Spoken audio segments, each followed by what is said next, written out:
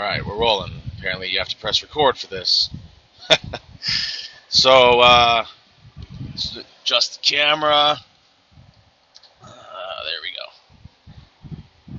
With all this traffic. Lovely Chicago. This is the 55 South right now. So, as I was explaining earlier, I got caught up passing by an accident. It looked like they had a exit over near Coney Island or Stony Island in Chicago, blocked off. It appeared that a tractor trailer had flipped over, probably killed the guy.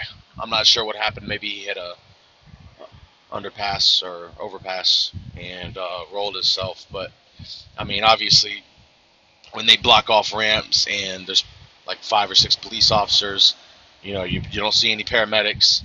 It's usually a DOA. So I had to keep going straight, and I hit it. I went under a 13.5 bridge. I'm 13.6 as a semi-truck driver, and luckily cleared it. I don't know how the other guys in front of me as well, was like, follow the leader, you try it out first, and I'll try it. So now, as you can see, the worst time ever to drive in Chicago. Everybody's getting up and going to work. You got the guys like myself, we've been up all night, just trying to get the hell out of Chicago. Yeah. Forced to take no tolls. I have about $40 left for toll money. It's not going to be enough for the 44 Turnpike. So just riding out the non-toll roads. Probably just take it all the way to Reno. Not sure when I'll get there. Maybe a couple days. So, what am I doing out here? To that, dropped my girlfriend off. She came out originally with our son our son though, because I love the little guy, and I have no problem ever being a stepfather. But he's, his dad's in his life. His dad's a truck driver as well, so there's no need for any of that. But I enjoy their company, and they came out. Met them in California Thursday, and we had Thanksgiving in California. Woodland Hills? I think Woodland Hills, yeah. Oh, beautiful dinner. Steak dinner, mashed potatoes, asparagus. She got the ribeye, I got the New York strip. I don't know why I always get that. It's obviously like a dog bone compared to the ribeye that she had, but it was amazing. We also got some mac and cheese, which is phenomenal. It's the best mac and cheese you'll ever taste. Don't ask how much I paid. $300. So yeah, just been going all out. Did that for Thanksgiving. Friday, Saturday, Sunday, Monday in Newark, New Jersey. Had a legit, Italian dish. Paid about $60, more like it. She always gets on me. She always telling me, "Oh, you make the money, you make the money to use, so why not spend it, right?" I was like, "Yeah, it's a beautiful life, it really is." There's two things you can't take advantage of: is moments like these. You realize that life is free. I mean, I can't speak for everybody. There's people out there that they get up and they go to the same job every day, the same office, around the same people, or sadly no job because of this corona. A lot of people were laid off. But I can't speak for everybody, but my job, I love it. I mean, even if it's the same route sometimes, I switch it up as of now, and I get to see the woman I love. But two things in life you can't take advantage of are the people you care for, and the people you care for, and the blessings that you're given in life. And I consider this a blessing for sure. I love this woman to death do us apart. We have more than just a sexual thing going on. I've known her for about a year and a half, and it's definitely a spiritual connection. So it's very hard. Sometimes we argue and we're like, And forgive me, I'm all over the place. Sometimes we argue and we're like, oh, I'm done, you're done, just leave me. It's over. And then we just come back right to each other. It's the way it should be. So, just gonna keep this video rolling. If I don't say much, I'm definitely not gonna talk the whole video. But I do have this on for insurance purposes. Just about a week ago, Friday, Thanksgiving Day, I had come around a corner leaving the Hyatt Regency in Lax International Airport, which is near like Inglewood, and was going over there, take a right onto one of the block streets. Great way station. And so I'm going into one of the the block streets, taking a right, and we went over some kind of speed bump. It was huge. It was absolutely huge, and it shook everybody up. So as I was looking back to check on the little guy, because he's like, whoa, I'm like, you all right? This dude comes flying up out of nowhere, literally. I saw him, and there was a glare in the sun. The sun was beaming on the rear view mirror. But he saw me trying to get over, and me coming from, it looked like nobody was behind me. He came flying up. He came flying past. So I get over to the right, and the dude runs off. He runs off like the curb, and he pops his tire, and he tries to make it seem like it was my fault. I said, listen, I get out. First thing I do. The guy is literally parking in front of me. He's like, oh, you're going to take off? And I said, no, I'm parking. So I go park, get out. I said, buddy, where? I said, where do you see this damage at? Where do you see it? And he goes on the other side, the opposite side of where I would have hit him. And he points to his tire. I said, hey, that's your problem. So now it's me and this guy going at it. Dude is obviously scared. I mean, I'm not no tough guy or nothing, but I was pretty heated. And he was like an older guy.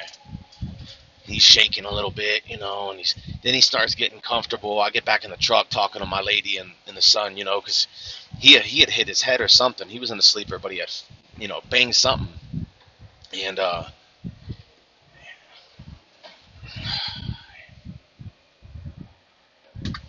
so he started crying, and that sparked me. I said, man, your car's fine, man. I said, my son is in the fucking truck, this and this. I'm like, your fucking car's nothing wrong. I said, I'm taking off. So I go talk to her, get back in the truck. This dude calls the police and is stopping me from going anywhere. He's like literally leaning on my truck, hood of the truck. I try to back up. I'm like, it wasn't a hit and run. We didn't leave the scene of an accident. There was nothing wrong with his vehicle. The dispatcher told my girlfriend, take off. There's no reason for you to stick around. So I listened, and I fixed to leave, and police get there, start treating me like, oh, no, you're not going anywhere. And I said, I wasn't going to give him my insurance. They're like, well, you're going to give us your insurance now. I'm like, listen, I said, there's nothing wrong with this guy's vehicle. Like, treating me like that, you know what I mean? So, it's a good thing to have a fish camera. I have the money to buy a fish camera. Anything I need, any gadgets, and I just haven't got the chance to, haven't got around to it. You realize that in life, if you're young, you're watching this video, it's, when you're young, it's the money. So you don't have the money, but you have all kinds of time. And you wonder why, your friends never hang out with you. You're wondering why you're the only one that just doesn't seem to have anything going on. So then you might get a little job, making a little bit of money every week. And now you can't hang out as much. But now the days you are working, people are hitting you up wanting to hang out, right? So then, you finally get off, say a weekend, nobody can chill. Now you're going to be stingy with the little money you make, right? That's how it works. Then you make it a way better opportunity. So, like, for instance, me, I have a way better opportunity, but I'm always on the road. I'm always on the go. There's not, even family time is interrupted. Like, for instance, if you're on a truck and you have your girlfriend and kids come see you, right? You're gonna be so stressed out. You're gonna be rushed because you feel like when you do relax or you do catch up on sleep, you overdo it, and it sucks, to be honest. The lifestyle sucks. It's not for everybody, but the money is. It makes it all worthwhile if you get with the right company. You get with a good boss that's going to take care of you and appreciate you as a person, not as a truck or a statistic. For instance, a big company like CRST, CR England, Hogan Transport, Danny Herman, West, East Coast, West Coast, uh, you know, Heil. There's one called. Yeah, just so many of them, man. So many damn companies out there that are just so big, and they have like hundreds of thousands of trucks, hundreds of hubs. You are nothing but a number. So, for instance, when I was working CR England, great company, they have their stuff together. You barely ever gonna get pulled into a way station. You get bypassed because their contracts are just so high end. Good stuff, man, but they're not going to pay you anything. And if they short your money, you got to wait the next week. Payroll's always giving you attitude. It seems like for the little money you make, they're constantly shorting your shit. It's really too much for, the little money they give me.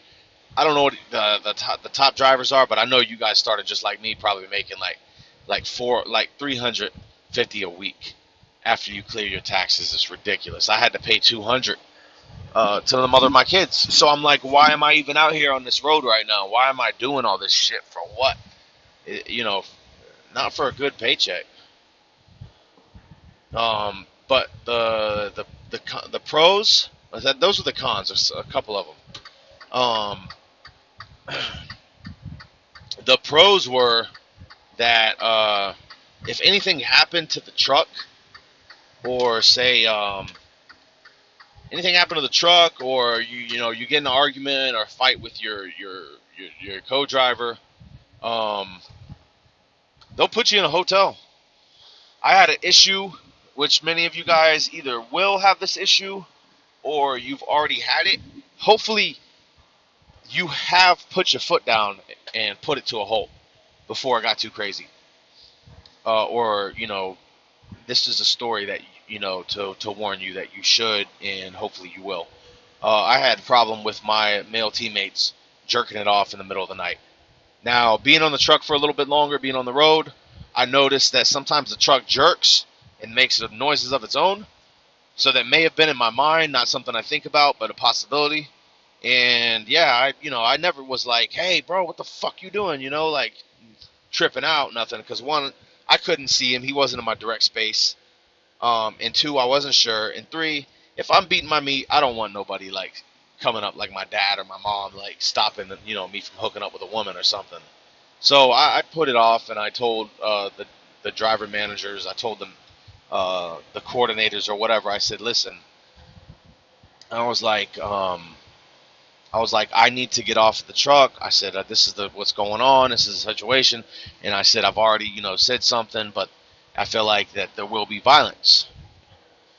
And he was like, oh, there's no way you can wait. Can you wait until? And I'm like, no, man. I said, I'm telling you, this is the warning. It's going to get physical. Like, I don't play like that shit, We're two grown-ups. We share space that's already tight enough, and now I got to worry about breathing in your nut or just it being, like, in my radius. No, man. Not happening. I'd rather be by myself, like I'm by myself right now. So, yeah, they take care of that. The only thing, another con is that I do not like how pretty much when you get done training, the training coordinator is usually so nice and awesome. Like, I give a shout out to Joe, Lucy, Martinez, what's the other one? My DM was Taylor something, I don't know. But they pretty much kick your ass to the curb. They put a foot in your ass when you're done with training coordinating, training, because Like I've called, and I just because I wanted to talk to the training coordinators again because I like the way they handle things. They're really nice. They're really supportive. So I would usually call them, and they would just straight up be like, "Oh, you have to call your DM or after hours." And it's like, come on, man. Like I know you can help me. You guys pretty much like, "Oh, we're not your training coordinators anymore." they don't care anymore. So, anyways, yeah. So now that was my story. It's very all over the place. I apologize. But I will be running this camera, maybe talking about a couple things or two during this video. So it's kind of like a trucker log, a video log, and this is kind of like my fish cam, but it's not. It's not better, that good of quality. Ugh. Uh, I like the video logs. They keep me awake when I'm supposed to be awake.